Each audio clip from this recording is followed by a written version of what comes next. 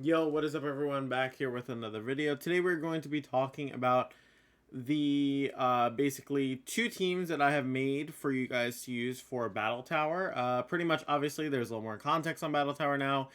We've been kind of playing in the BDSP VGC format, but also too I've kind of done a bit of research into both the single and double battle towers to kind of get an idea of building really good teams for both formats. So different from like our usual videos, and something that I'm trying to implement more is I'm trying to also make sure that we have enough content and like stuff that can help out singles players as well, especially for stuff like Battle Tower. So we have two teams here. We're going to be going over both of them, both for single and double battles, and pretty much explain to you what they do. So I'll be sectioning these parts off pretty much into single and doubles, but feel free to check out both. I mean, they're both fun formats, even if you are a VGC player primarily. Single's pretty fun, so I definitely recommend like checking out playing it. But yeah, so first we're gonna start with Battle Tower singles. So pretty much this team you'll see is a pretty bulky team overall, and you'll see as you might have seen on the thumbnail for the video, that there is a Quagsire. So Quagsire is actually a really cool Pokemon. I'm going to get into it, but we're going to kind of start from the beginning and kind of work our way. So the initial idea with the team was pretty much to be able to exert immediate pressure with your lead, right? And Heatran's really good at that because you can pretty much pressure a Magma Storm immediately. Not only that, but trap the opposing like Pokemon in, and then use that opportunity to set out Brox. And then on top of that, you have coverage with Flash Cannon and Earth Power to pretty much hit anything. In Battle Tower, there are a lot of random coverage moves. So Shuka Berry is covering you for the random ground moves on certain Pokemon.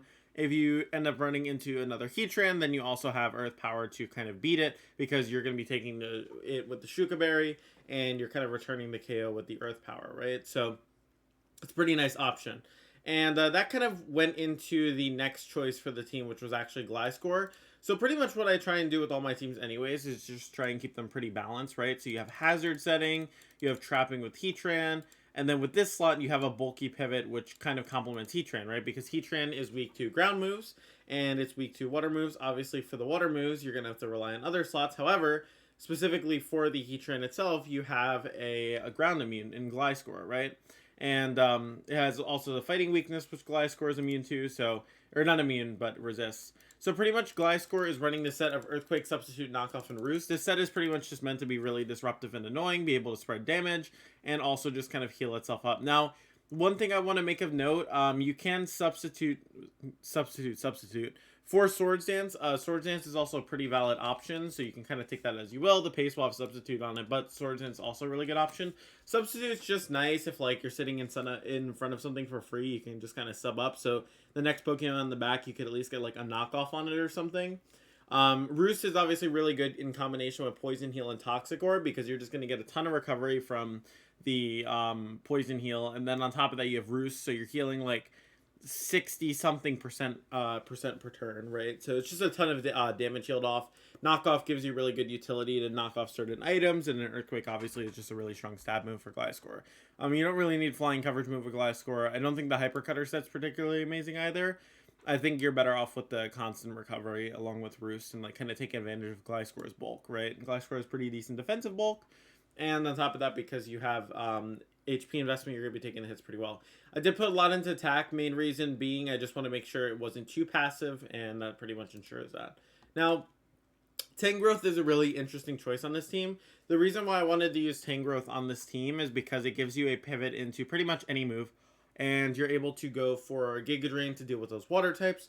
Leech Seed allows you to play the Stally game where you're kind of positioning yourself a bit better. One thing I actually want to change that I forgot to change before going into this video, I'm going to do this and this.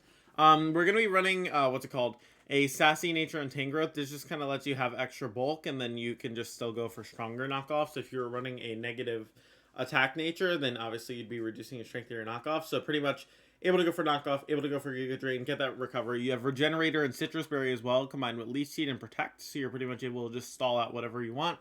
It's like a safe option to deal with maybe like a certain Pokemon you have trouble breaking with damage and you kind of need to outstall it. It's pretty much you can do that, because you can always Leech Seed, right? Protect the turn, stall, swap into Gliscor, get the Toxic Orb recovery, or get the Poison Heal recovery, plus the Leech Seed recovery, and so on, right? So it gives you a lot of options there.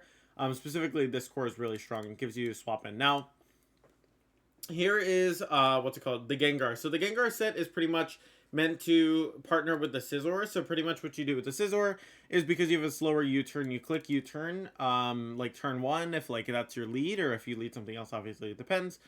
You pretty much U-turn into either Quag or Gengar. Typically it's going to be Gengar because Gengar is your faster setup sweeper. You have a Sash to guarantee that you live any hit pretty much.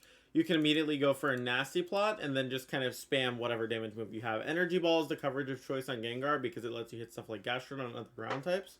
So you're not completely walled by those, right? Shadow Ball obviously letting you hit stuff like Cresselia and those other mons, and then Sludge Bomb letting you hit the fairies and grass types. So you pretty much have coverage for everything, and Nasty Plot's a really good setup option in Gengar. Scizor is running Choice Band with a little bit of Special Bulk. The Special Bulk kind of allows you to actually live and make sure that you're able to get that U-turn off damage, reposition, pretty much able to use Aerial Ace to kind of get the boost with Technician, be able to hit certain opposing Pokemon like Bug types or opposing fighting types, which are pretty fairly common, I'd say. And then Brick Break just gives you an option to hit other things like Steel types that you want to be able to break with Scizor, just in case it's like a 1v1 situation. Then we go over to Quagsire. So Quagsire is running the leftovers on this team. Pretty much it's just a standard Curse Recover set with leftovers. This just kind of allows Quagsire to be really disruptive to the opponent. You'll notice that it is running Adamant Nature and it is running mostly Special Defense Investment. Main reason for this, you're going for Curse, so you're going to be able to boost up your bulk anyways. The Special Defense is obviously something you can't boost, so you're compensating for that by having most of the EV investment be on the HP and the Special Defense. And pretty much with the intention of this is just to give you an extra pivot. Water Absorb, if you're pairing it with Heatran and Gliscor, is pretty much you can just swap it in and take any hit. And you'll notice that between Heatran, Gliscor, and Quagsire, there's actually no redundancy in weaknesses. Freeze Dry is a little bit scary, but that's what Heatran's for, because it immediately resists it. And if that's the case, you can always do a different core. Like, basically, these Pokemon are meant to be really interchangeable. You can kind of have a lot of different approaches with this team.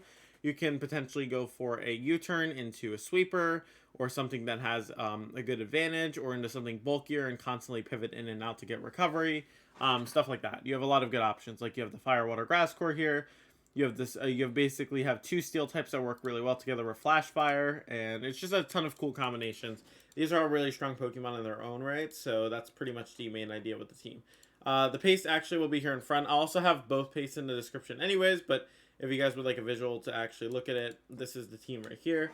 As I mentioned, pretty much just to recap the whole team, you have a lot of good pivots. You have a good sweeper in Gengar and Scizor, right? Because Scizor can just clean up a Bullet Punch. And you also have repositioning with Scizor as well. And that complements the Regenerator on Tangrowth and the Toxic Orb, like Poison Heal Gliscor. So pretty much just a bunch of nice options there. Magma Storm from Heatran kind of giving you an early lead advantage if you trap something in, and being able to get those rocks up so you can sweep. So just overall really cool options on the team, and hopefully you guys enjoy this team. I'm going to try and be doing a little more content for the singles players who are on the channel, because I know obviously I am primarily doubles, but if you guys would like to see more stuff like this, make sure to let me know. So now going to the doubles team, the doubles team is pretty much focused around so essentially what you want is like raw offense on doubles battle tower, right? So the more I've played it, the more I've recognized that the easier you can get going in terms of dealing damage, the better it's going to be for yourself. Main reason for this being that like being very aggressive and not giving yourself room to be cheesed is very important, right?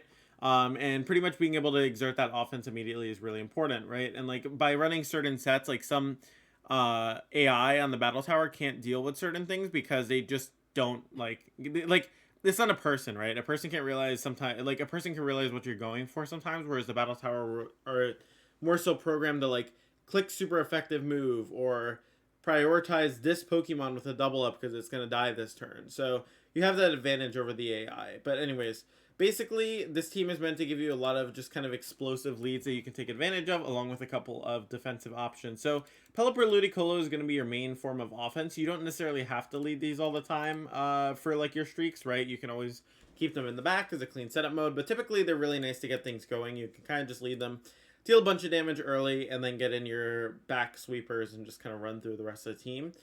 Typically, you know, Pelipper just running that Tailwind set with Sash, it pretty much just ensures that Tailwind's always going to be up. You're able to go for a bunch of damage because you're max modest. And, you know, you have that hurricane coverage and hit grass types, right? Protect is always really nice in case there's like a fake out in play or like a double potential. So that's important as well. Ludicolo's not running fake out. I find that in Battle Tower, particularly. Also in VGC, like Ludicolo's don't really run fake out, but there's definitely no need for fake out in Battle Tower, at least majority of the time. Because the AI like doesn't really play around fake out, you know what I mean? Like they just kind of accept it, and sometimes like it's just better to click like offensive moves because you're just prolonging the game. It's not like you can predict something to protect and then like the other one's gonna attack. Like majority of the time they're probably just gonna attack, right? So you can just kind of capitalize and just go for offense immediately. Also, these 3 coverage moves plus protect is really important because the AI can have some really obvious double targets. So you're able to just take advantage of that and just get a protect off sometimes and get a free swap. Latios is kind of what I mentioned, along with making this team a little bit more aggressive than the last thing we used. So this Latios is going to be running choice specs, pretty much running Draco Meteor, Energy Ball, Ice Beam, Psychic. Energy Ball is really important here, just in case you lose Ludicolo. You don't auto lose the things with Water Absorb, right? You don't get walled by those things, and you can kind of deal some damage. Specs Latios is also really nice because it just is a really strong, like, Draco Meteor from, like, Specs Latios does so much damage. And you can pretty much one-shot anything, along with its speed, especially if it's in Tailwind. Like, nothing's outspeeding it, right? So it can kind of just get some big damage. So Raikou is running a Thunderbolt, Calm Mind, Snarl, and Protect set with leftovers. So the main reason why you're not seeing screens on this particular Raikou is because screens is better when you're playing versus like an actual person. And like it's not that this can't be adapted for VGC. I think if I were gonna adapt this for VGC, the only main change I would make is probably just making the Raikou screens. But because it's Battle Tower, as I mentioned, they're kind of bad with dealing with certain win cons or like you setting up Calm Mind, right? So you can kind of just set up Calm Mind here and then just kind of spam Thunderbolt and Snarl into everything. And on top of that, because you're inner focus, like you can't be faked out, right? You get the leftovers recovery over time along with Protect. And you have like Arcanine to kind of amplify that bulk. And like Raikou does some serious damage after a couple of setup moves. And on top of that as well, it gives you like an extra mode that you can capitalize on, especially if like you're leading versus like a passive team. Like one of the AI in double battles uses Bronzong and Abomasnow. You can kind of just Calm Mind spam in front of that with like Raikou and have Arcanine in the lead and just spam Snarl. And they pretty much can't do anything about it, right? You can even just Flare Blitz Obama, but usually they're Sash, so you kind of gotta be careful with that. But pretty much like, yeah, you can just take advantage. You can just set up a bunch of Calm Minds and then just kind of run through the rest of the team. Then going over to Arcanine. So Arcanine is pretty much utilizing a standard set, Flare Blitz, Will-O-Wisp, Snarl, Protect. Will-O-Wisp is really nice because, again, if you're setting up with Raikou or you're setting up with another Pokemon or you just want to lower their damage, you can pretty much burn any physical attacker. It just gives your team a lot more flexibility to kind of pivot around with the weather changes, everything. And it's really nice. Same with Snarl. Snarl's able to reduce damage. You're able to use that dark move to hit ghost types as well. Just to kind of chip away at them and kind of get some damage. And then you have Flare Blitz, obviously just doing a bunch of damage to opposing steel types. So it's just really nice because it gives your rain team a way to break for opposing steels, just in case you don't have Ludicolo and Pelipper around to just like kind of go for the raw offense. So it's really nice to be able to get some extra damage. And then finally, Scizor.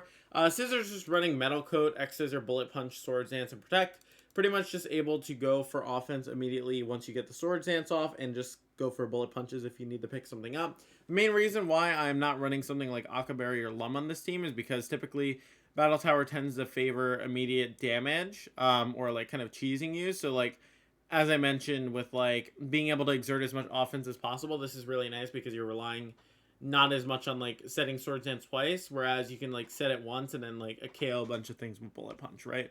So it kind of works out well. Definitely something I'd recommend. So we're going to open up the team here and kind of give our final thoughts on it. And then we'll kind of just do a little review on the whole thing. But yeah, that's pretty much it for the team as a whole. I mean, it's pretty straightforward, right? You have your rain mode. Then you have a cleanup mode with either like Raikou, Scizor, or like Arcanine if you want more bulk in the back. Particularly good if you're thinking you're going to run into the Trick Room teams. And then having Scizor in the back as well, just to kind of have that setup option. Typically, if I were to recommend like a lead with this team, I would probably be leading it, like you have basically two cores, right? You can do rain mode with Scizor and Arcanine in the back. You can do rain mode with Latios and Arcanine in the back. Personally, I think the Scizor Arcanine's a bit better. Then you can do Raikou Arcanine with Scizor and Latios in the back. Or you could do Raikou Latios and then Arcanine Scizor in the back. Those are the best options, I'd say.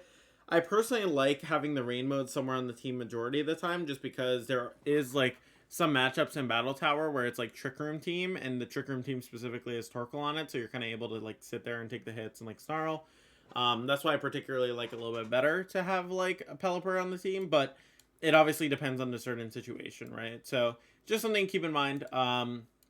Obviously you lock in your 4 at the start of the run, right? So you got to be kind of cautious about what you're locking in. But that's pretty much it for the teams. Hopefully you guys enjoyed. I mean, I feel like it was a pretty straightforward video. If you guys have any questions, as always, I'm happy to answer them in the comments. If you guys enjoyed this content and you guys would like to support me beyond these videos, please make sure to check out the Patreon down below. It really helps me out. Also, make sure to check out coaching if you guys would like to improve your game in BDSP VGC or VGC Series 11.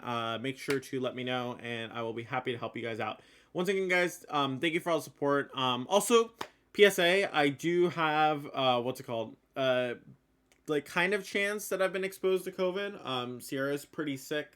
There is a chance that my mom's sick as well, and I'm also sick. It's like a big mess in New York right now with like the back shortages of like tests. So bear with me if I'm like kind of slow to upload sometimes, or like have a weird upload schedule these next few couple of days, because like I don't know if I'm gonna get sicker or like kind of what the situation is. But thank you guys as always for supporting the videos. I really appreciate it. I will see you guys on the next one. All right, thanks and bye.